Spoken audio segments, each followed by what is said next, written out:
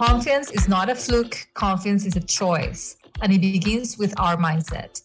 In this podcast, you will find a variety of research proven strategies that will lead you from being self critical, your worst enemy, to being the most confident version of yourself.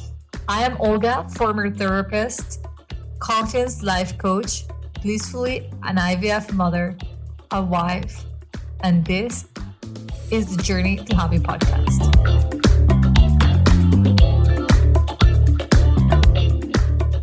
Hello, everybody. Welcome to another episode of the Journey to Happy podcast. I'm Olga, your host, and I am here with Chelsea Connors. She has been here before, you guys. She's a repeat. I love having conversations with Chelsea. She's a former therapist and a life coach. And today I have invited her to have a conversation about inner dialogue, inner talk. How do you talk to, we might even do inner child talk. I don't know, Chelsea, whatever you're up to. But I had in mind that we would talk in this episode all about how to begin to make a shift to this enemy that lives inside our head, that is very present, that has a really loud voice, that we have become complacent with. We're almost like, yeah, I am my worst enemy. That's life. And we move on, but we suffer the consequences of letting that enemy stay in our mind. So, Chelsea, welcoming to the podcast. I knew you were the best person to have this conversation with. Do you want to tell people a little bit about yourself, even though you've been here before, in case they haven't heard our previous episode? Yeah, absolutely. Thank you so much for inviting me back. I'm happy to chat. So, anybody who may not be familiar with me, my name is Chelsea Connors. Yeah, I do coaching now, but I started out my career as a traditional psychotherapist and worked in a lot of different settings, everywhere from private practice to crisis houses to college counseling settings. And I really fell in love with humans and with helping people understand themselves better so that they can utilize that self understanding to then be in more self leadership in how they live their lives and really feel like they have the capability to change their lives or to do what they want to do with their lives. And I think today's conversation that we're going to have and the topic that we're going to be talking about is such a big part of that. So I'm so excited to be here. Thanks for having me. Thank you, Chelsea. And I love how you say you fell in love with humans. I share that love. I do think that any kind of positive change in life begins with self-awareness. Mhm. And so let's dive in that inner dialogue. What will you, and I love that we both wear the psychotherapist hat. And so I think that our view as coaches might be a little bit different on the subject, especially than other coaches that might not have that clinical background. I would like to begin with this quote that just popped into my head. The way we talk to our children becomes their inner voice, the way they talked to themselves.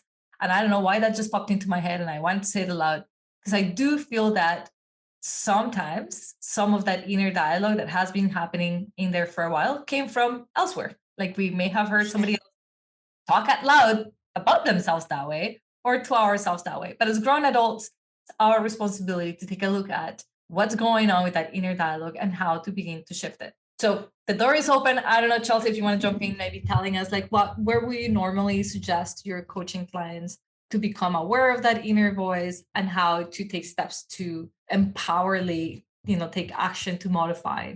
Yeah, absolutely. Well, I think the first thing that comes up for me and that I see and certainly experienced myself was not many people are aware that this inner voice is something that you can work with or that it's negotiable in a sense, or it's something that you can impact, right? I think a lot of people are just really busy in life. And also, like, I think about myself, had I not been studying this for many, many years now and gone to school and got a master's degree in counseling and like all of these things, would I have been aware of how I was talking to myself and known that I could change that? I don't know. Right. And so I think the first thing is to recognize that this is a skill, that this is a practice, and that this is something that develops over time, is your capacity to understand that the way that you talk to yourself isn't all encompassing of who you are.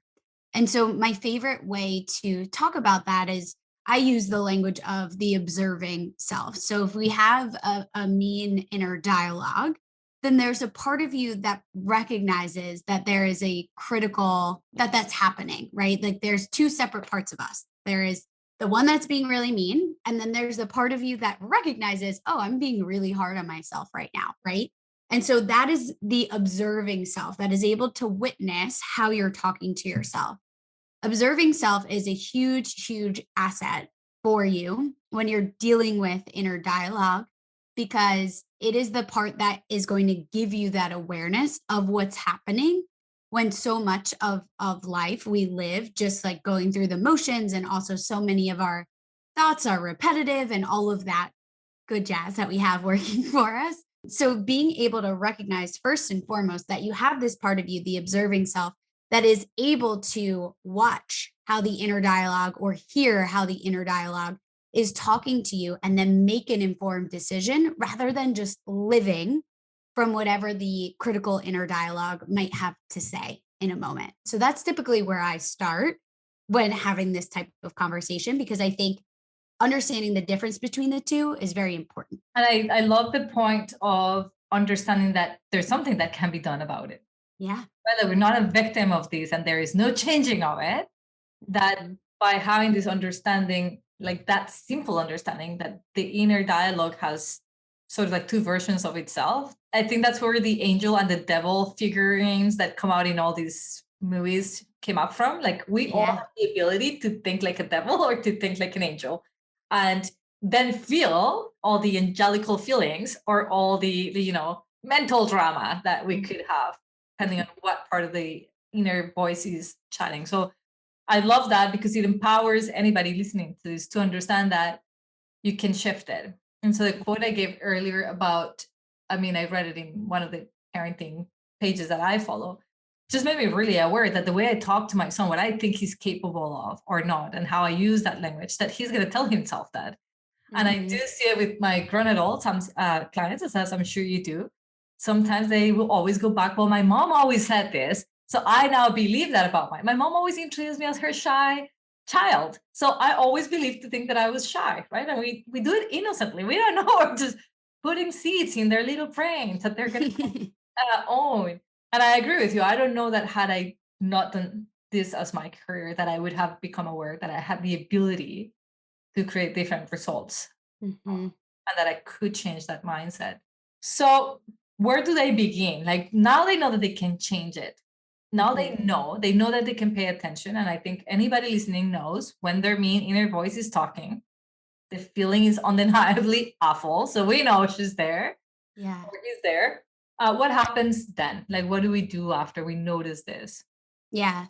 So some of my favorite things are curiosity and non-judgment. So I think a really common thing that people can do once they start to recognize that they have this mean inner dialogue is to then beat themselves up when it's happening or when they're feeling it. And I think a lot of people that I work with, and I also think a lot of people just in this that are interested in this type of work in general, tend to be relatively self aware people. You kind of have to be if you're showing up to do this type of work.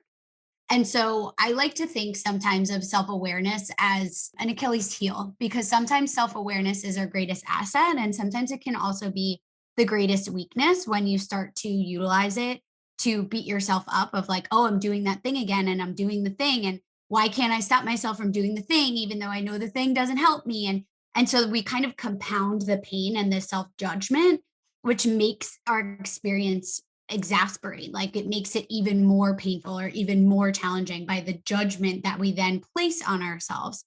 So the reason that I bring that up is because what I see as the next step of once you're aware that this inner dialogue is happening is to pause for a minute and get curious about it from a non-judgmental place, right? So it's not to shame yourself or make yourself right or wrong or deem something as good or bad, but more so to ask more helpful questions, right? So, oh, I realize that I'm being really hard on myself about maybe like snoozing my alarm this morning. And I'm telling myself, like, I'm never going to get it together. This is why I can't get healthy, or this is why I feel so tired all day, every day. And just like going down the list of all the reasons that I suck as a person because I snoozed my alarm this morning. Then I have the awareness that I'm doing that, right? And so in that moment, rather than either continuing to run with that first spiral of thought or judging yourself for like, and now I'm beating myself up about it and nothing changes and I'm never going to change and kind of compounding with the way that we judge ourselves, being able to pause and ask a more helpful question of how does it feel to talk to myself like this in this moment? How would I talk to somebody that I really love who is going through something like this in this moment? How do I want to support myself towards my end goal or towards the change that I'm trying to make? How do I notice I feel when I talk to myself like X, right? And being able to ask more helpful questions that might give you answers or self understanding or a next step that's going to be more helpful than just adding to the critical inner dialogue. And I love it because so we go back to step one, observing, right? Like now you're Mm-hmm. just observing, but in a neutral way. You're not judging this response to the event as good or bad. It's just it's neutral. I'm observing it. I'm curious. My training is in mindfulness, and so the observer is 100%, and the non-judgment. It's one of the seven main teachings of mindfulness. Mm-hmm. And I don't know if this came from a mentor or I made it up. I have no idea. It's been years now but I like the analogy of just seeing yourself as a movie. Like your life is a movie that's playing, right? And you're just watching it. Like you are just watching from the outside. But I do love a word that you used in there, which was pause. Mm-hmm. You also mentioned how busy we are in life and so how little time we give to paying attention and to do that self-reflection and to listen to the voice and be like, what is that? How does that make me feel? So I think that's a word that I really want to rescue out of this process for inner dialogue and changing that conversation is the ability to practice, also your word, pausing. Mm-hmm. Just taking that pause. Like we live in reactivity, it feels sometimes, it's like Yes. one motion to the next. You don't have a moment to send yourself a text and say, hey, how's it going? How are you Mm-hmm. feeling? So I do love that word pause. So we have the observer, pausing, and then non-judgment. I would even add compassion to that, right? Like Yeah. not only do not judge it, but can you look at you with the eyes of compassion? Like, wow, that really made me lose my patience.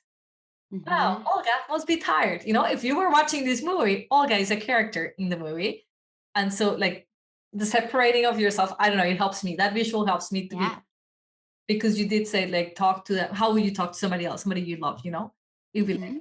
"Ah, I noticed my son gets really upset when I remove, I don't know, this toy out of his toy box. Interesting. Like, it's just like that. No judgment. Love it. Then what? Mm-hmm. How does the change happen?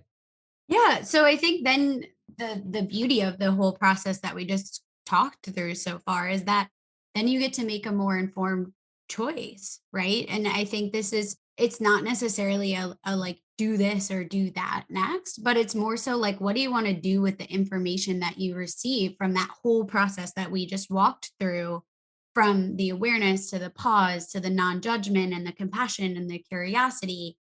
And then I would gather that information and say, okay, what feels like the next best thing for me? Right. And that could be something action oriented. That could be doing something to take care of yourself. That could be just mentally like releasing the moment and giving yourself like loving acceptance and permission to move forward without having to carry the weight of that reaction with you. Right. Like there's so many things that could come after that. So I think that again, utilizing the information that you gather during those first steps is going to be what helps somebody make a more informed decision about where they go next with that. Yeah. So then, like as a third step, we could say making decision, and that comes back to you, right? And so there's no right or Mhm, wrong decision. You're simply noticing the data you've collected, and you're mhm, thinking, "Oh, Olga has a really mean voice, and it gets particularly mean when she eats sweets, or mhm. when she doesn't get up in the morning to her morning routine, or whatever the case might be." Sure. And so use that awareness. inner child work because I think it's so relates, and I think it's such a beautiful type of work, and it Hmm. relates to our inner conversation. Hmm. How do you do this type of work, and what can we give to the listeners to sort of understand? Like, well, let's just begin by describing inner child work. Yeah. So I would describe inner child work, and I'd be curious to hear how you would describe it. Yeah, just thinking about as we grow older, pieces of who we were when we were younger and the experiences that we've had tend to stick with us. They tend to be formulative for how we grow and how we develop. And as time passes, sometimes we can forget about that completely. Other times we can fixate on certain aspects of our lives or our experiences and really keep that front and center in how we view ourselves or our life. And oftentimes this can be happening subconsciously. So we don't even know really what's happening or what we're carrying with us, or maybe where some of the roots of the mean inner dialogue come from. And oftentimes that's somewhere in our childhood and as we're growing up and as we're developing. So, inner child work is a practice essentially in learning to acknowledge and view and understand that part of yourself, and then to be able to cater to and tend to that part of your inner child that might need some love or that might need some reparenting, which is another popular term, right? That might need to learn something new and different from an experience that they had when they were younger, that at that time you were a kid. So you just didn't know how to navigate it. And you might have encapsulated a moment or an experience or a piece of yourself in a way that you're ready to outgrow. And so this work of inner child work is both the acknowledgement and then the reparenting of to be able to shape and change that experience and tending to yourself with love along the way. I love that outgrow. You did a much better job than I would have explaining child inner work. The only thing that I would say add to this is in my own perception of inner child work, there is a child inside each of us that never quite grew up fully. It Mhm. stayed at that age. So whether you were 5, 6, 7, like we might have that child that stayed at that age with that life experience or with that perception. I like to bring you down the walk of psychology history. The first 7 years of our lives are so crucial because we're just really learning our identity, confirming our identity. Every human goes through that development. And the brain stops developing age 21 to 23, depending on the human and the brain size. And the last part that develops really is our understanding of consequences and all of that. So for most of us, all of our life, we're interpreting life with a brain that hasn't fully developed yet. So we're intended to outgrow many of our perceptions as children because our brain captured that moment to the best of its ability based on the age that we were at, right? So often this inner child work is go back to, like Chelsea was saying, reparenting or refocusing on how a child view that, but we are not aware. That's in our unconscious mind. It's not until something happens that we're like, yeah, why do I have such a hard time buying groceries? What's going on with this? And that we start Yeah. doing this work and think that, oh my God, my 7-year-old child still lives inside of me. And she's terrified of this because one day she, I don't know, witnessed somebody get a panic attack at the grocery store. And she registered like as groceries is an unsafe place. Hmm. I really want to normalize this because we all have that child alive inside of you and we're not aware. So this work can be done at any given point, and I do think that mixing that with the inner dialogue is such a powerful way of redirecting how you want the dialogue to be heard within you. Yeah. So if like if you can recognize, I think this way because my mom used to tell me this, or because my teacher, I had a teacher who once told me I couldn't say everything I thought. Magic Hmm. words forever. I didn't want to say what I thought. You know, takes sometimes one instance for the person to be like, "Ooh, you don't get to say what you think." Yeah. You know, and it's doing this work that I got to that moment in time, and I was able to say like, "Okay, I see where she was coming from." But this is what I would like to add to Olga at that age, and so we can give more information, right? Do you have any like favorite exercises that you give to people to do inner child work, or how do you normally guide people to do this? It comes up, I suppose, mostly in just one-on-one coaching sessions, but yeah, just trying to brainstorm ideas as to how we can let the listeners kind of do some inner child work on their own. Yeah, absolutely. I definitely would say I typically do this through conversation, but being that we're on a podcast, a way that one might start to play with this or dabble with this is almost to like write out a conversation between yourself as you are now as an adult and whatever age version of you that you're speaking to, right? And write literally out on a piece of paper like what that part, what the younger version of you has to say, and then how you now would meet that version of you and how you would respond to them and what you would want them to know and how you would want them to feel and what would you like to communicate with them from what you know now, right? So that you're both witnessing and acknowledging the younger you that might be coming in with a lot of hurt or pain. Or one of my favorite sayings that I may have shared with you, but I don't remember, is as children, we are great observers, right? Like we're constantly taking in information. As you mentioned, we're learning so much. We're trying to get a grasp and our footing here in the world, but we're poor interpreters, right? So sometimes we make connections as kids or children make connections that aren't always the most helpful or even the most accurate, but we're just trying to make sense of things very, very quickly. And so we take in all of this information, we interpret it the best way we know how with an undeveloped brain, and then we move forward and we oftentimes encapsulate that thing and keep it with you as you grow up. So being able to tend to that version of yourself that maybe was, like you mentioned, 5, 6, 7 years old and is now carrying around this belief that you can't say what's on your mind, right? Or you can't.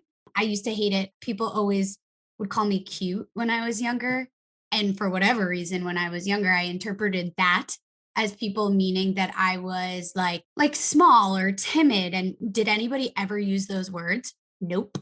But is that how that registered in my brain? Yup. And so even still now, when people call me cute, I kind of like twinge a little bit. And I have to have that recognition of like the way that I interpreted that as when I was younger is not often accurate or applicable to how people use that word now, and probably weren't then either. But it was the connection that I formulated in my mind for whatever reason.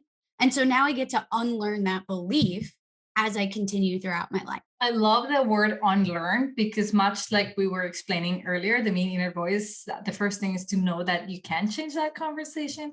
It is also true that we can learn a new way of understanding our past. And I absolutely love the example you gave of like being cute. Like for me, it was always about communication. Obviously, I always spoke my mind. And so people were like, we can't trust you. You speak too much. I'm back to being that person, by the way. I'm giving her full on permission because I changed the perception of like this will hurt people or this will get you in trouble to like, I get to use my word, my voice, and I love my voice. And my voice is got value. I had to do that. Learning of a new concept.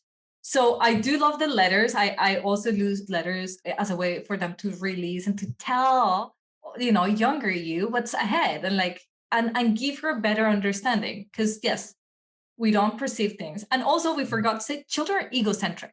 And Mhm. that's a beautiful thing, but also means that they assume everything is because of them or their fault, right? So I worked in child welfare for a long time and I can't tell the amount of times that the children would tell me the abuse but was caused by them, that it Mhm. was if they hadn't done this thing that they wouldn't have, their parents wouldn't have drank that much, or their parents are separating and they will be saying it's probably my fault, I didn't behave good enough, and they will grow up to feel this way if they didn't say this out loud for an adult to be able to correct that thinking right away. We Mhm. will grow up thinking and believing that's the truth. My parents separated because of me, and then carry this kind of guilt around that. That was not accurate, as we said. We all do it. Yeah. So I think journaling. I don't know if that's something that you would suggest to people when they're doing inner child work. But I think that much like being the observer that we talked about, journaling is something that helps me really become aware of what's going on in that inner dialogue and be able to actually recognize things that might have come from child me who may have had misunderstandings. Yeah, I agree. And I think also something that I'm learning about, and definitely wouldn't say that I'm an expert on it now, but it's something I'm very intrigued by, is also how like embodiment and movement practices can be really helpful and really healing. So as an example, like depending on what the belief is or what the memory is, it might feel really hard or really confronting to like sit down and pull out a piece of paper and journal about it or write to yourself depending on who the person is. So thinking about like just like even expressive dance of just putting on a song that brings out a certain emotion of you and being able to envision yourself at a certain age and what was it like to be you in that moment and what were the ways that you talked to yourself or that you were spoken to and envisioning also, so kind of that mix between movement and visualization, being able to then visualize your adult self tending to or catering to your younger self and doing that through motion, through movement, right? We carry a lot of emotion in our physical bodies. So for somebody who may not feel like journaling is approachable for them quite yet, or maybe just doesn't like to do that, that's just another way and form of expression that you can still be meeting yourself and enjoying or like finding ways to hear yourself more clearly if this is all brand new work to you and maybe makes you feel uncomfortable. There's a lot of different ways that you can go about it. It doesn't only have to be like the thinking and the sitting down and the writing. Sometimes being able to use different forms of expression like movement or visualization can be helpful to just release some of that guard at times. But if they're listening to us right now, and they're like, so how would I go about that? Like how, like, will they choose a song that makes them feel like they felt like as a child? Like, or is the song about how they feel now? They're inviting this child to dance. I can only imagine, like, I had a million questions about this. And I have clients who'd say, I can never visualize anything. So stop telling me to visualize crap. Yeah. Which is fair, right? Like we have the people who will never want to write anything down. Yep. So how will this movement be done? Like, so for people listening to us now that want to walk away from this podcast saying, I'm going to do inner child movement. Yeah. So I think the thing about this is like to your point, like none of this is one size fits all. That's what makes psychology, being human, coaching so complex is it's not prescriptive, really. Like it's not. So as an example, I know for me, like I feel more when I have music playing that either is instrumental and just like music without words or that I know that the words of the song really make me feel something, whatever it is. So if I am feeling like stuck in my own head one day, or if I'm really having a hard time processing something or letting something go, I might pick two, three songs that I know make me feel something or just are calming for me. It kind of depends on the mood that I'm in. And then I will play them and I just move my body in whatever way it feels good.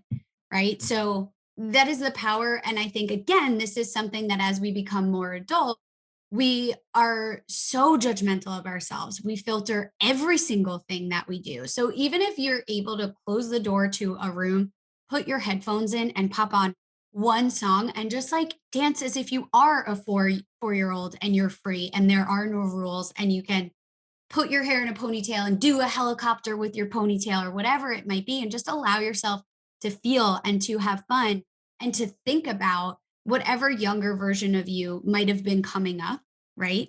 That can be a great way to just start playing with this idea. You don't always have to take yourself so seriously. You don't have to have a step A through Z of the right way to do this. So much of this is about letting yourself express more freely, letting yourself actually feel something or get to know something that's outside of your awareness right now, potentially, and just have fun with it. And when I say have fun with it, I more so mean be more flexible with it because it might not always be fun in reality.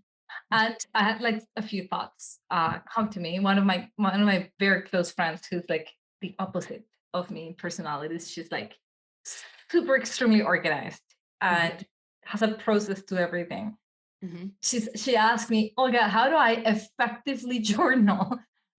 Like, give me the strategy. I'm like, it's spontaneous. Spontaneous is best. Just do it when you feel like it and do it in any way you feel like it. I kill her with that answer. She's like, no, I need this process. And so I was having this conversation with her, which you just brought up. There is such a gift in being spontaneous and allowing ourselves, like, what does it feel good for me to do right now about this emotion I have? Is it Mhm. writing? Is it jumping? Is it, dancing? And then give yourself, like, that's the part that I think is important, to recognize that it doesn't have to be prescribed, that it doesn't have to always be A to Z, but that, so she recognized journaling has helped her, but now she wants to, like, up the game and just make it, like, she wants to put it in her binder as, like, this is what we do and how we do it. And I'm Yeah. like, self work doesn't always work that way. In fact, if we do inner child work, what are children? Nothing but a bag of spontaneity. Did I say that right? I We'll don't go know. with it. Yeah. I look at my son, this kid will dance. He will literally stop to dance to the sound of my coffee grinder. He's like, Mhm. Mom. And so we danced to the sound of the coffee grinder. Of course, I started that move because he was scared of the sound. So I'm like, we're going to make this fun. But he will literally stop and live in the moment for whatever is happening that he felt like doing. There's zero judgment in his head yet to, like, will this Mhm. be awkward or can I do this? So Yeah. when it comes to inner child work, I do love the flexibility to just be in a bit more free of that judgment and just Yeah. do the thing that you feel will. And I think we're intuitive about it. I don't know you, but, like, you feel like dancing, that's almost never what crosses my mind. But running for me is running. Like, if I'm feeling Yeah. stuck, I'm like, go for a run. Like, my entire body is craving a run. And I do agree with you. Most times we feel that we must sit in stillness and think this all the way through till you're out of it. And sometimes it's not a matter of thinking and analyzing, Mhm. it's just a matter of just moving. Yeah. And that's the only way you're going to let it go. But you don't know yet until you try it, right? Until you explore that option. Love it. Yeah. Yeah, absolutely. And I do think too, like I'm also speaking here with the awareness that we're on a podcast and we're speaking to so many different types of people. And there certainly are more like step-by-step techniques or ways that you can approach these things, but it's really hard to just put out a blanket approach for everybody. Right. So even thinking about your friend, if she is somebody who likes to have more step-by-step approaches, okay, beautiful. Can we help you create one for yourself so that it is catered to you? Or something like that. And then in the times where that feels unhelpful, then can you give yourself the permission to not have to follow the A to Z rules? Right. And that's what's so important of being able to be flexible, movable, workable with yourself, whether it is more of a movement and embodiment type practice, or it is a writing and journaling or a conversational practice, or whatever it might be. Like there's so many different ways to approach it. It's just hard. I sometimes find it's hard to speak about it in a more general or blanket way. I think this is important for us to recognize as coaches, and also for people to listen who are listening to recognize that if you saw a video on YouTube that told you this one way and that really spoke to you, do that. If you Right. read a book that really spoke to you and said, hey, inner child work is, we're just two people sharing sort of like what we have seen or done. And I do love that openness, that there's not one way of doing this type of work. Changing your inner mean voice, to me, it is work that is well worth your time to Mhm. explore and to commit to it, because the transformation, the results are gonna benefit you in a way that you can't even possibly imagine right now. That Mhm. is, I think that for me, that's the main message, is that it's worth doing this work. It's worth revisiting what the inner child in you believes about you, about life, about love, about money, and to own that you now get to decide if that speaks still to you, if you still want to believe that, or if there's different things that you want to invite into your life. And then how you go about it, we're giving you some suggestions. And I do love, Chelsea, you bring us back, like, doesn't always have to be so prescribed. Mhm. But I definitely want to have this conversation because I think that the mean inner voice takes so much real estate out of so Yeah. many people's minds and stops them from becoming Oprah, just Yeah. going to the stage and being like, I'm going to give the best of me to all of you, and all of you are going to benefit in one way or another. Mhm. Yeah, and I think that to your point on that, I absolutely agree that this work is worth it. A million times over it is worth it. It is life-changing. It truly is because we are so hard and judgmental towards ourselves that it impacts how we show up in the world so drastically that when you are able to cultivate more awareness in a helpful way and then do something different, more of who you actually are gets to shine through, right? And that's going to be life changing for you, for the people around you, for the world around you, for how you spend your time, for how you lead your life. And I know that might sound cheesy, but it really, really is true. And so one thing that came up for me as you were just talking is maybe for anybody listening who might be resonating with this is to just give yourself permission to think about if you weren't stuck in self judgment, if you weren't stuck in self doubt, if you weren't stuck in constantly critiquing or beating yourself up, what would you be doing? And just like allow yourself to play with that. That doesn't mean that you have to go do it tomorrow. And as you think about that, you might find that immediately your next thought is, but I couldn't do that because X, or but I wouldn't do that because Y. And that is a great moment to observe how quickly your mind comes up with all of the reasons that you can or cannot do something, and then practice that curiosity, right? So that might be like a good kind of instigating question to just reflect on of if I didn't have these layers of inner self-judgment or critical self-talk, what would I be doing? How would I spend my time? What would look different? And see what happens for you internally, or that could be a great journaling exercise as well. And to follow up with that question, another one. Sometimes I feel that I have a hard time identifying if I didn't have this because it feels like it's so present. Mhm. And some of my clients cannot do that. The other question I love journaling on is what is not happening? What am I missing on? Because of all of these layers of judgment that I have. So, for example, my clients were terrified of being judged by others, that they might say something that somebody else might think that's stupid, or that they might do something that somebody else might think poorly of them, or that might reflect bad on them. It's like all the things that you're not doing currently. What is lacking? Like, what are you preventing yourself from experiencing because of Mhm. this great fear of whatever, fill in the blank? So it's essentially the same question, different perspective that allows you to Yeah. think like, oh my God, the things I would be doing had I not had all of this mental drama, as I call it, Mhm. or the things that I would have, the things that I'll be Mhm. experiencing, the trips that I'll be taking, or the friendships I'll be harvesting because I didn't have this. So those two are great. And I do love idea of journaling or even thinking about that. And then adding the observer, non-judgment, and then the Mhm. decision of just essentially what I tell my clients, now what? What do Mhm. you want to do about it? It comes back to you. There's no one way of doing it, but you get to choose what will make sense to you to Yeah, with that work.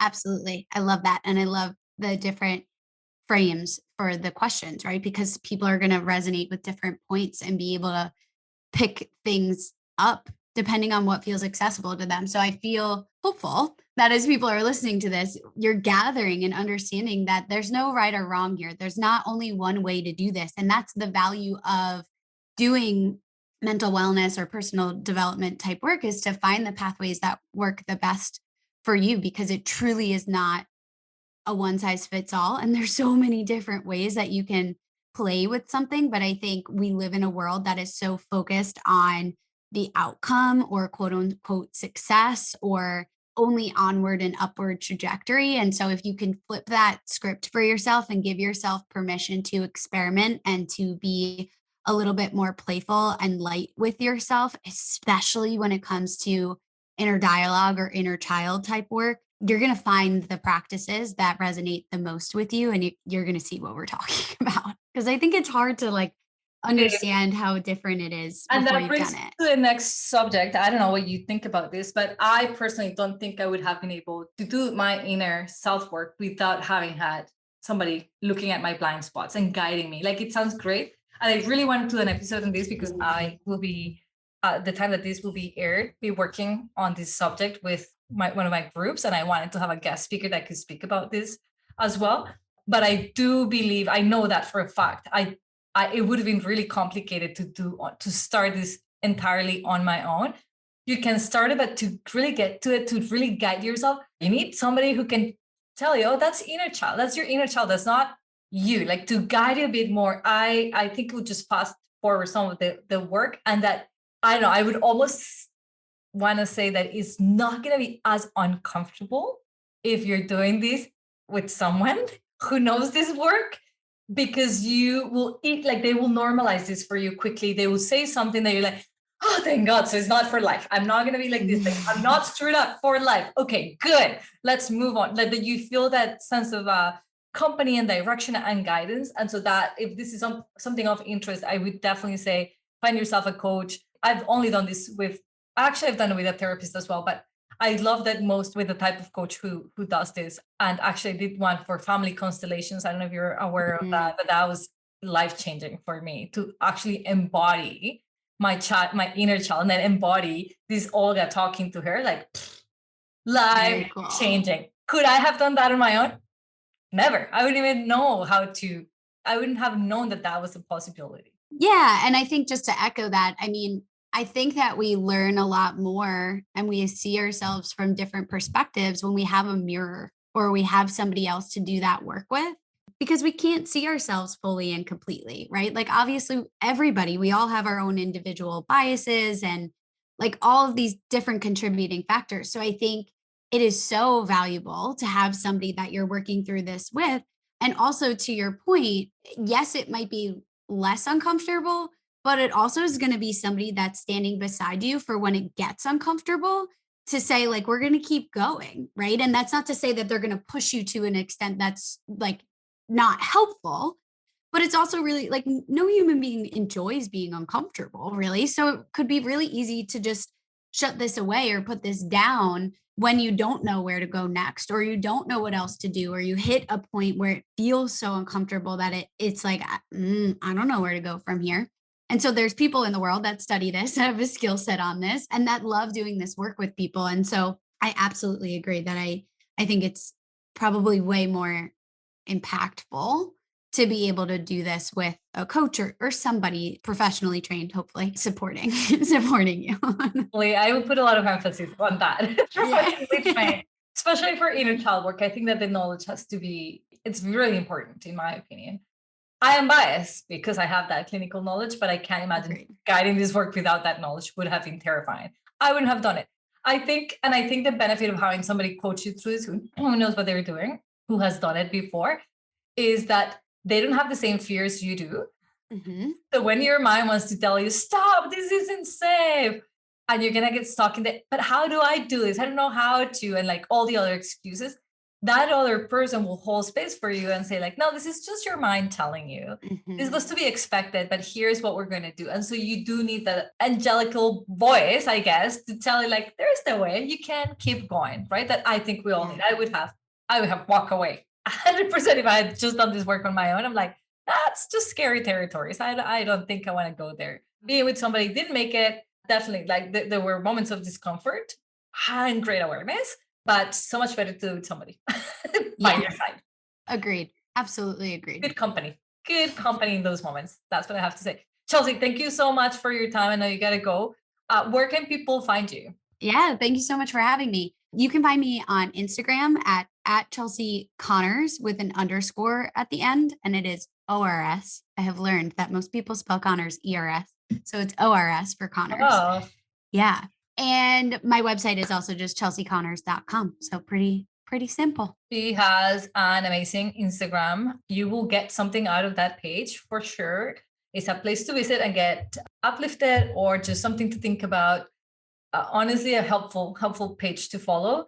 And if you like Chelsea's work, go back to our previous episode we've recorded together. She also lets you see her incredible knowledge, and follow her on her website as well. I know you have a few coaching programs, and I'm sure by the time that we're releasing this, there'll be something going on with your programs. Absolutely. That they'll be able to look into. Chelsea, from the bottom of my heart, I know how busy you've been, and I really appreciate that you were generous with your time to come talk to my audience. I appreciate it, and on their behalf, thank you. Thank you so much for having me. It was a pleasure.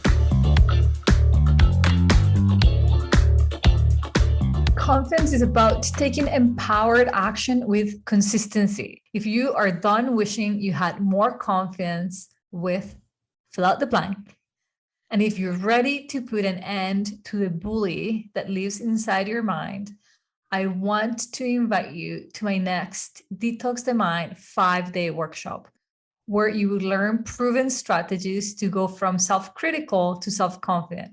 For $97, you get 5 days of live coaching calls with me, workbooks to go along with your lessons, and teachings that will literally transform your life. This workshop will break you free from the prison of your own thoughts. Our next workshop begins April 11th, and you can join the waiting list today. Head over to the show notes or my website and make sure you add your name so you can be notified as soon as we open for registrations. I hope to see you inside.